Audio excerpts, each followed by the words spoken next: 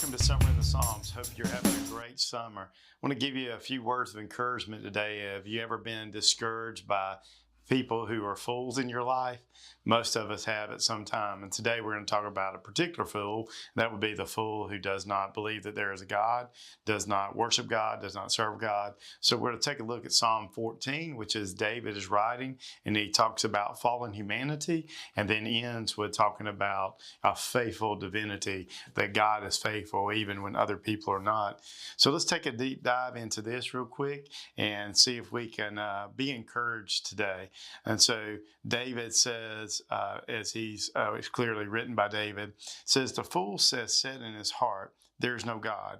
So there's a couple things to take note of before we move into the characteristics of this fool who is atheistic. It says the fool speaks to himself, and nobody talks to you more than you talk to you. So we talk to ourselves. So he says in his heart to himself, there is no God. And the particular kind of fool here, so in the Old Testament, there are really 5 different types of fools. We translate it fool, but you always need to look and see which kind of fool is this. This is a particular type of fool called a Nabal. This is someone who is rash, lives as if there is no God. And you can find a story in David's life where there is a particular fool in his life whose name is actually Nabal. Like his parents named him Nabal, they named him the fool. And so you don't name your kids the fool. Don't name him Nabal. So Nabal is a story where David had been settled with his army, basically, and they were protecting Nabal's land, and they had sent word for him to share some stuff with them for a feast. You find the story in 1 Samuel 25. And so Nabal rejected that offer, and so David got angry about it. He put on his sword and got his men, and they were going to go kill him. But Abigail, Nabal's wife, came to meet him, and she put a stop sign in front of him, and he did not go kill Nabal. But Nabal had made a foolish act.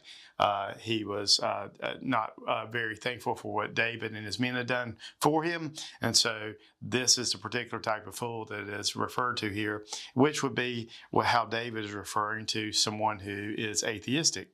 Then there's some characteristics of the person who is living as if God didn't exist. He says they are corrupt, they have committed abominable deeds, and there is no one who does good.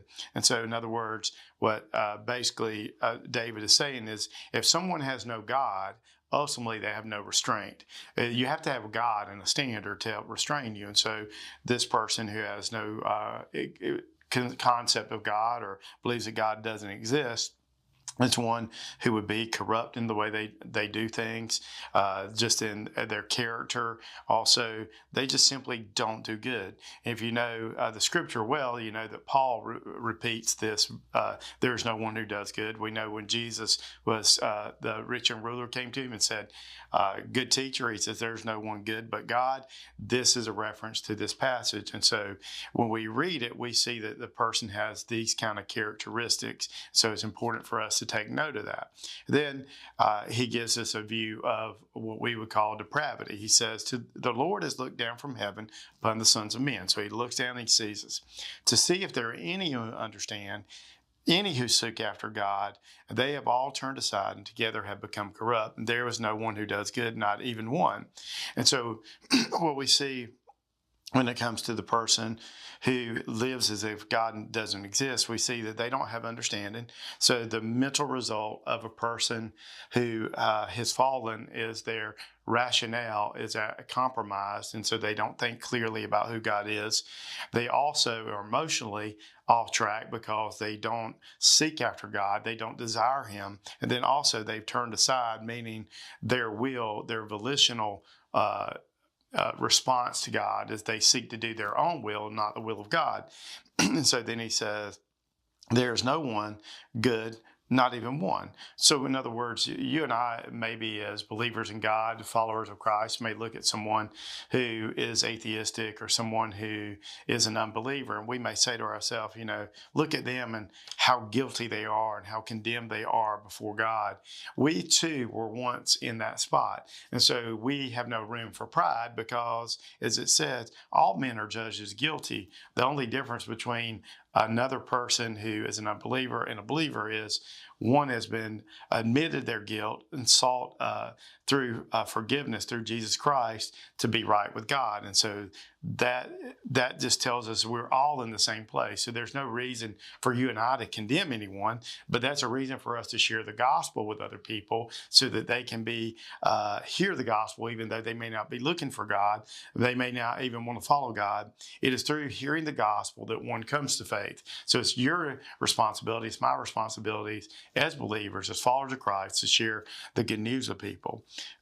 David goes on to say, he says, do all the workers of wickedness not know, who eat up my people as they eat bread and do not call upon the Lord? So what he says is the person who is an unbeliever, the person who is atheistic, sees no need for God, and they will tend to use their authority at times to abuse people. That doesn't mean that people who follow God don't ever do that, but in particular, they're bent toward this because they don't see any need for God, which goes back to they don't have as much or don't operate in such a restraint as God will hold them accountable for what they do. So then he says, they are in great dread. So there's this underlying insecurity. For God is with the righteous generation.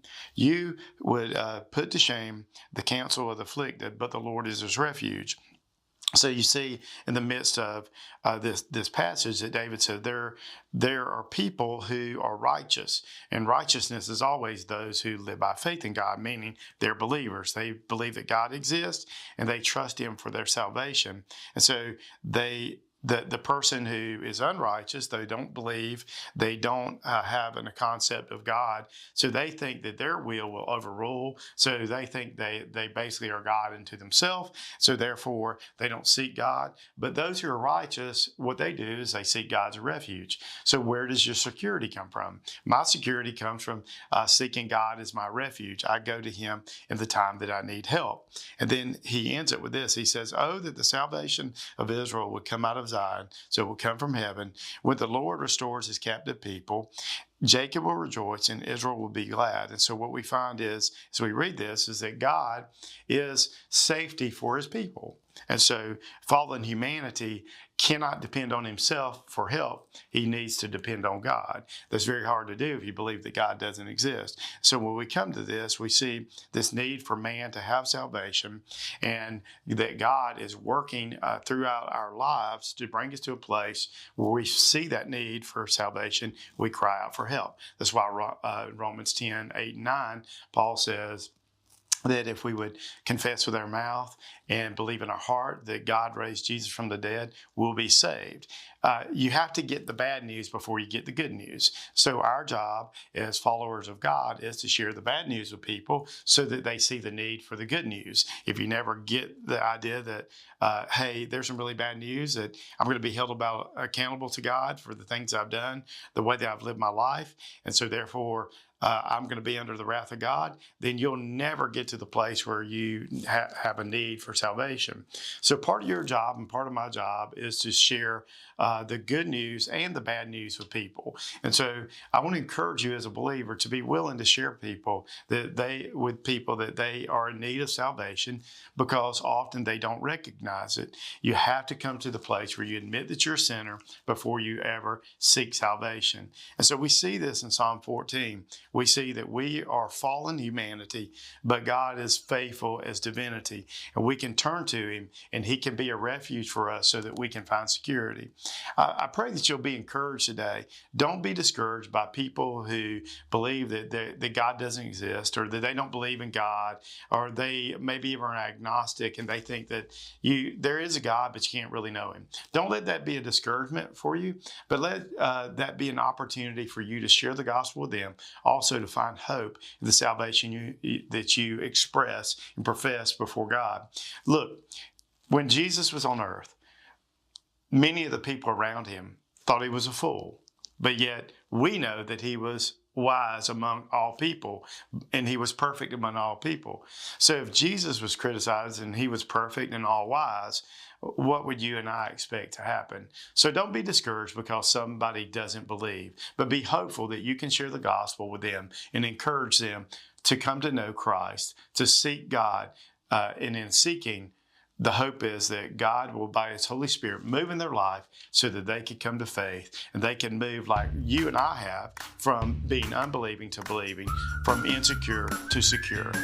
But may God take these words and bless you with them.